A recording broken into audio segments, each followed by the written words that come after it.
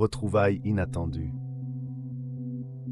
Je vais vous faire un Congo-sa ce matin, avant d'aller vigner mon raffia sur la route des Djouang. Ma bien-aimée Paul, qui m'a laissé pour un garde Douala, est en train d'y abattre, grave là-bas. Elle lit l'heure, quoi. Elle était quittée ici au village avec la joie d'une gamine qui va à Disneyland. Elle croyait que Douala, c'est Oslo, où tout le monde est à l'aise.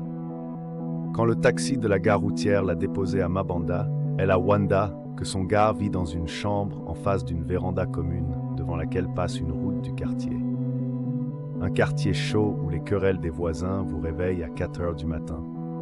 Elle a réalisé que ce que son gars appelait travail, c'était un contrat de manutentionnaire renouvelable tous les 6 mois dans une société libanaise de la zone industrielle de Bonabéry, avec un salaire de 60 000 francs le mois.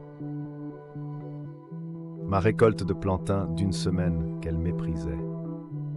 La désillusion était à son comble quand elle est allée au marché sans pouvoir acheter de la viande, car la maigre ration que lui donnait son mari ne lui permettait pas ce luxe au vu de l'inflation galopante de la ville.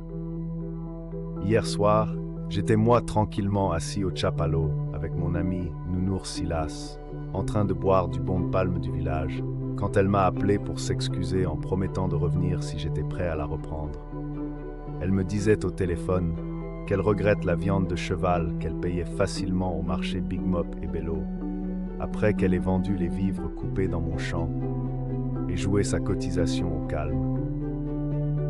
Qu'elle regrette sa paix, sa liberté et son autonomie auprès de moi. Qu'elle veut reprendre avec moi le plan de création de notre cacaoyère et de notre poulailler.